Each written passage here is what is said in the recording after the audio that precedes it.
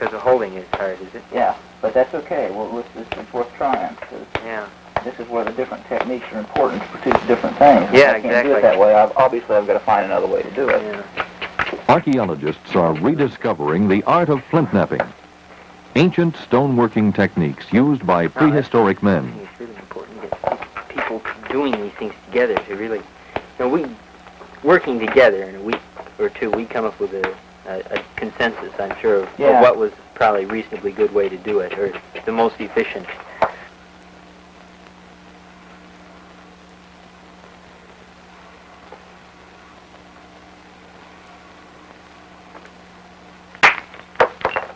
Preparing a core is the first step in making a stone tool.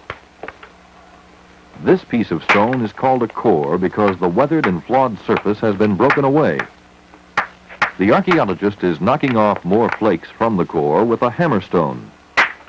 The hammerstone is shaped from granite. The core is of poor quality for flint knapping. The archaeologist is having problems. He wants to make a large spearhead of the Clovis type, but the core flakes are too small to use. For this reason, most of the core will be flaked away and discarded.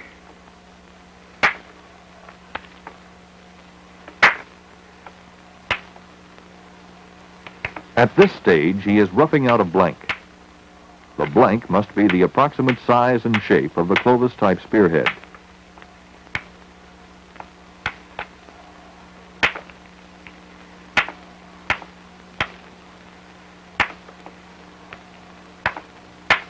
The blank is still too thick. It is thinned by direct percussion, by striking off percussion flakes with the granite hammerstone.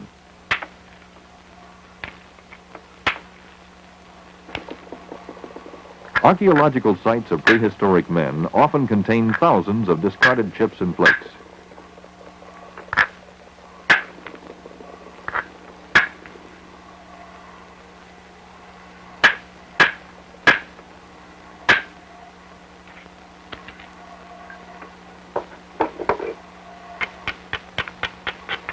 An elk antler can be used for a hammer. The elk antler tool produces fine, well-controlled percussion flakes. Flint knapping is dangerous. The archaeologist wears safety glasses to protect his eyes. Hand injuries are common.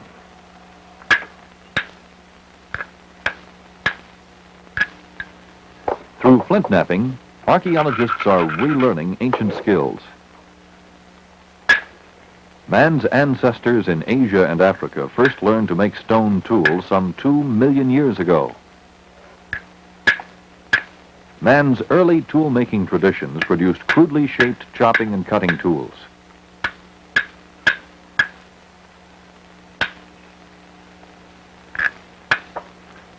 As man and his culture evolved over 1.5 million years, flintworking eventually developed into a fine art.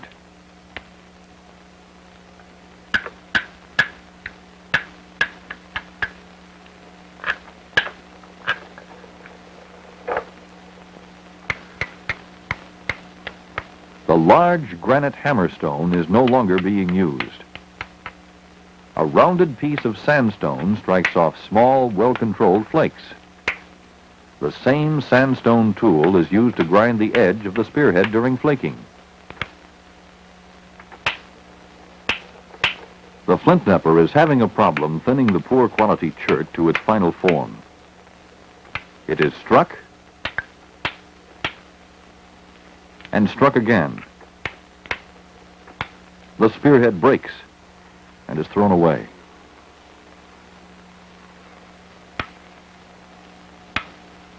The flint knapper started over from the beginning with a new core of darker colored and better quality flint.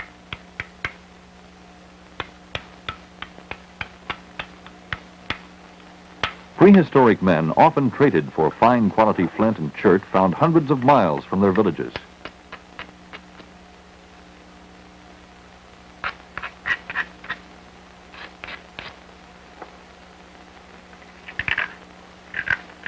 He is grinding the edge to better control flake removal.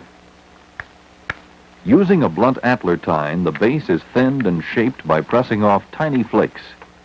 This is called pressure flaking.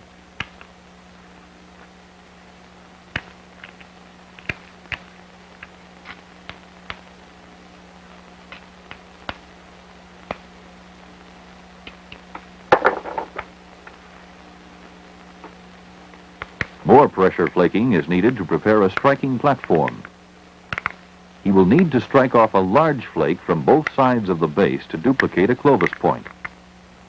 The channel or flute would make a firmer attachment to the spear shaft.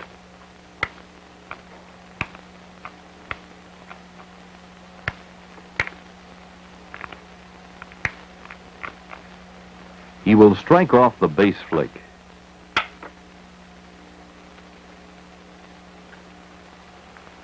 The base now has a channel or flute like the Clovis points used 12,000 years ago by the ancestors of the American Indians.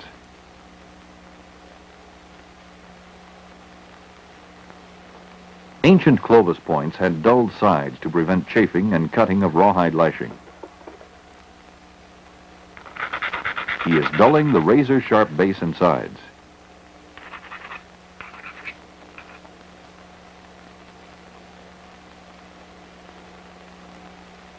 The split end of a spear shaft would set firmly in the flutes.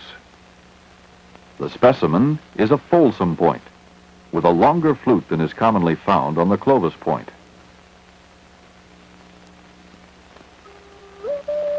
During the last great ice age, sea levels were hundreds of feet lower than they are today.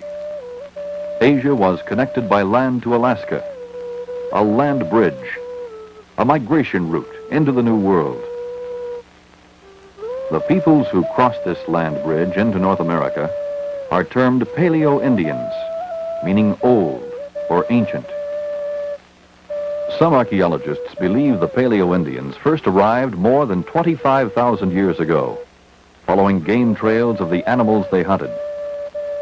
Their culture was adapted to the Arctic wilderness. The mighty northern elephant, the woolly mammoth, was still being hunted 12,000 years ago. The men who fought and killed the mammoth used Clovis-type points.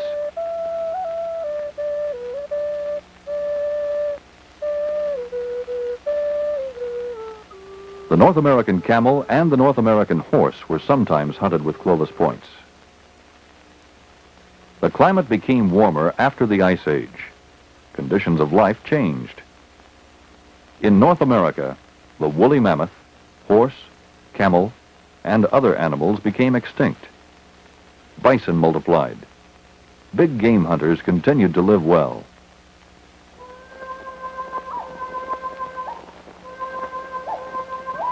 Archaic cultures of the upper Midwest developed over a 7,000-year period. The archaic way of life continued to emphasize hunting and fishing, but in season there were nuts, seeds, berries, and other foods.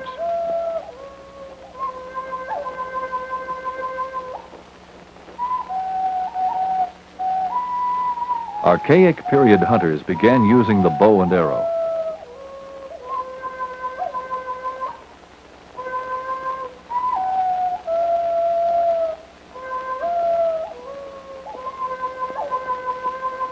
About 3,000 years ago, the use of pottery and burial mound rituals spread among tribes over much of eastern North America. It is the period of the woodland tradition.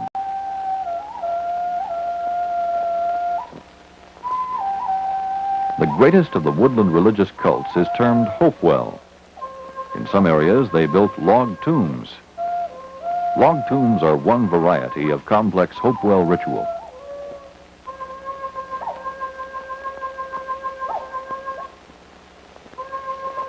Rich offerings were placed with the dead. Trade routes developed to provide copper, obsidian, mica, shells, and pigment. Pottery, arrowheads, and other offerings were placed in the graves to honor the dead.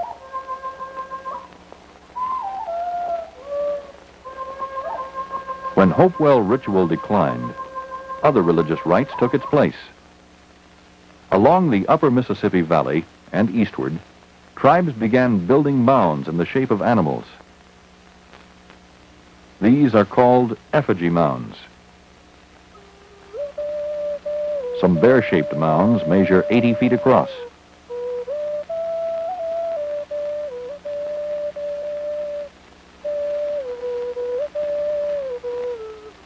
Some bird-shaped effigy mounds span nearly 200 feet between wingtips. Woodland cultures began to face new challenges from the expanding Middle Mississippian cultural tradition. Near present-day St. Louis, the Cahokia site was the greatest of the Middle Mississippian towns. Within their log fortifications, they built huge pyramid-shaped temple mounds like those in Mexico. From this town and others like it, cultural innovations passed beyond the Middle Mississippian frontiers, changing lifestyles of tribes throughout the upper Midwest. This town was abandoned by the time of European exploration.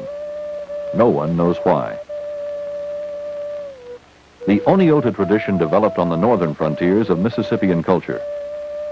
Camps and villages with Oneota pottery have been found at intervals from the shores of Lake Michigan to the plains of Kansas. The Oneota raised corn, storing it in their small winter lodges. After the fall harvest, each family stored all the food they could to last them during the cold, long Midwestern winters. It required careful preparation and planning. The Oneota may have learned some of their agriculture from the Mississippian centers to the south. The men hunted bison and deer during the winter, laying snares and traps for smaller game. When the snows finally melted and spring came, food was in short supply. It was time to return to the summer villages. During the difficult spring days, some families might briefly live in a rock shelter to be near a good fishing. Along streams leading to the upper Mississippi River Valley, the Oneota would come together into summer villages, rebuilding their longhouses. The pole frame was covered with bark or mats. Center posts might be 20 feet high. Some longhouses were 90 feet long. A longhouse could contain 50 people or more, a house clan of related families. The widespread Oneota were probably Siouan-speaking tribes. The yearly cycle of winter camps and summer villages resembles the Santee Sioux visited by George Catlin. The Mandan were among the last survivors of the plains farming tradition.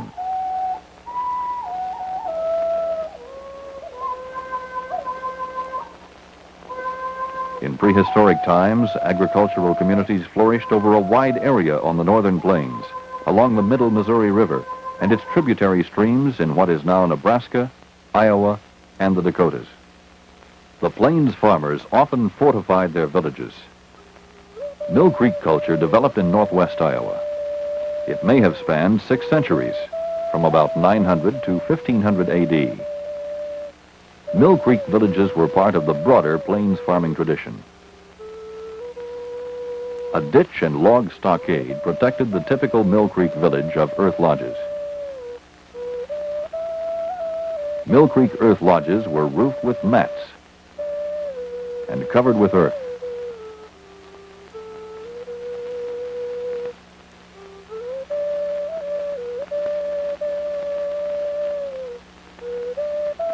Village crafts included using a bow drill, sewing, scraping hides, flint knapping, making pottery.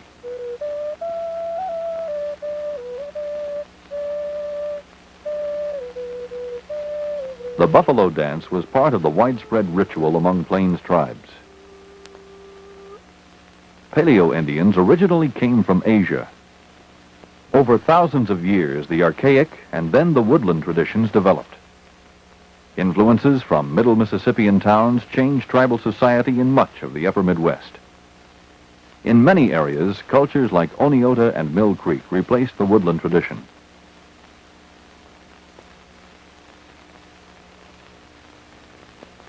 Finally, the coming of European explorers and traders brought an end to prehistory, brought an end to the Stone Age in North America.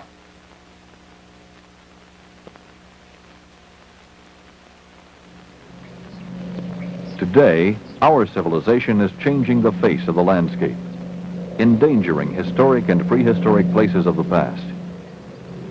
This earth lodge floor was built by prehistoric Indians about 7 or 8 centuries ago. A modern highway right-of-way needed to be built, and the earth lodge was going to be destroyed. Archaeologists work with highway commissions and other state and federal agencies to preserve significant discoveries. Unfortunately, this site, like many others, was vandalized by collectors before professional archaeologists began their excavations. When the archaeologists first visited the site, the ground was torn apart and pitted. Holes left by relic collectors in their search for Indian artifacts. Most states have archaeological societies where amateur and professional archaeologists can work together to preserve prehistoric sites. Relic hunters are not amateur archaeologists. Relic hunters destroy sites in order to acquire specimens for their own collections or to sell to other hobbyists. The earth lodge floor lay a foot or two beneath the ground surface. The structure had been covered with earth and sod. After the Indians abandoned the house, the walls and roof collapsed. The first phase of the study was clearing out the underbrush so that the extent of damage of relic hunters could be determined.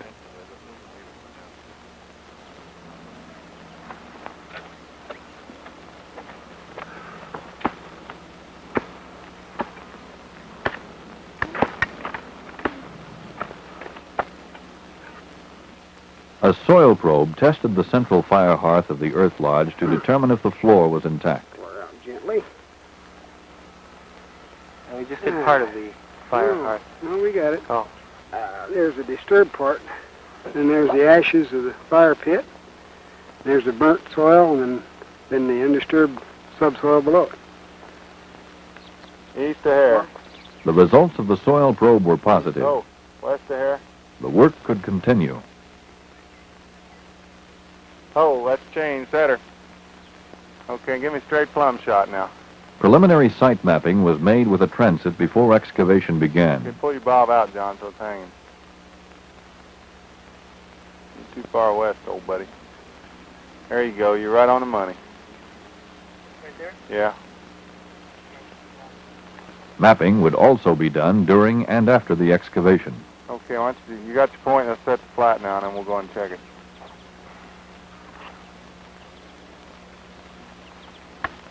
Probably where the wall was like this. Getting a lot of worms.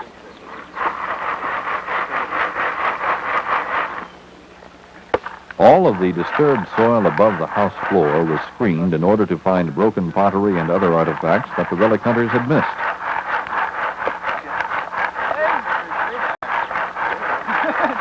Yeah, you can see the last open pits right over here. There were Okay. been a lot of beads come out. I know of at least half a dozen now that have been found. We'll be looking to. Is that unusual or not? Well, it seems to be stone beads. I've gotten 2 out of the first earth lodge over there. Remember the cemetery? It was off Stony Creek where we got two big stone beads out of that. And there's been at least a half a dozen come out of this one. And in terms of stone, that's it. I've had a lot of shell beads that come out of some of the houses, but no bones or stone ones. And we're not quite out to the edge of the pit anyway. You can see right in here, there's still a lot of charcoal and stuff. The pit itself will probably come out just a little bit further than they dug. But in normal practice, they're using it to just dig a hole and then lay down and dig as far as they can reach. Dig to see how they've been undercut. Yeah. Rather than move all the upper. Right, so he's taking the top off. Of course, what they have done is screwed up any provenience control we might have. You just don't know where things come from. One of the problems we've been dealing with a little bit down here is where work tasks were performed in various houses. We've been able to identify, for example, in one house, an area where they were doing flint knapping and things like that. So been pretty excited about tight control of the artifacts, but to get into this thing, it's hopeless now. So what I want out of this one are some good radiocarbon dates and whatever else I can find. That'll be about it.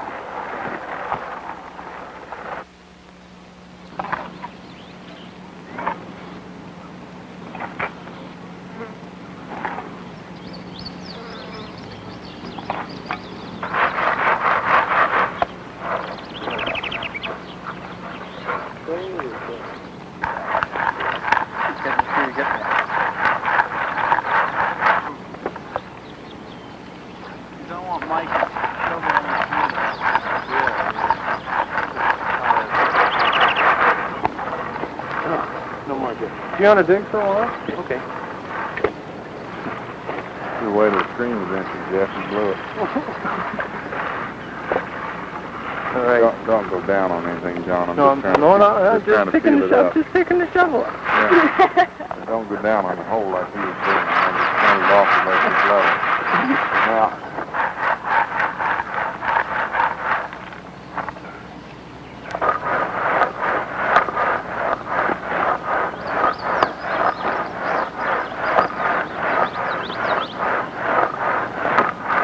You ready?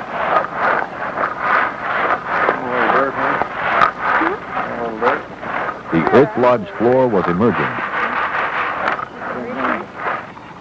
okay, what you're seeing here is an attempt to find the original floor. And the original floor is the lighter yellow color. And so by peeling away this bit of a stain above it, this cultural fill, I'm trying to get back down to the original pit. Hopefully any stains that are left will be either rodent burrows or post moles or storage pits or whatever. When we finish skimming the floor, we'll come back and all of these suspicious stains, such as this, we'll excavate out on the chance that they might contain artifacts or that they in fact might cover the top of a post or some other feature. It's charcoal right in here. Again, an area we'll have to look at. A good rodent burrow coming out right here. You can see the long linear pattern.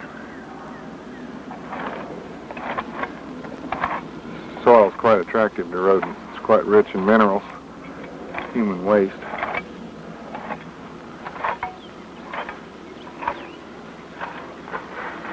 The Earth Lodge people dug corn storage pits in the floor of the house. When the corn pits soured, the Indians refilled them with earth and discarded tools, broken pottery, and other debris. The relic hunters had found the old storage pits. The archaeologists redug the pits to map them and look for artifacts that the relic hunters had missed or discarded.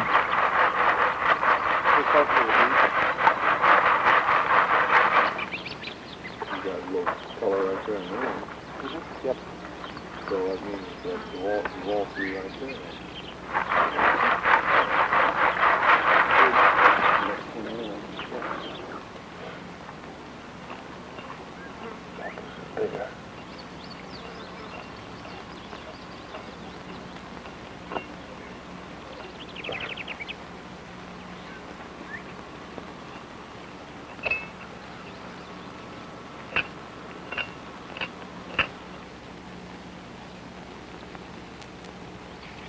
The central fire hearth, storage pits, post holes, and entryway were mapped and photographed. As much information as possible was salvaged, but it was discouraging to work at a site so thoughtlessly destroyed. John Hotop was the archaeologist in charge of the excavation, and the work was paid for by the State Highway Commission of Iowa. As Americans, we need stronger laws against pillaging prehistoric sites, and we also need to develop through education a greater awareness of our prehistoric heritage so that evidence of the past is preserved.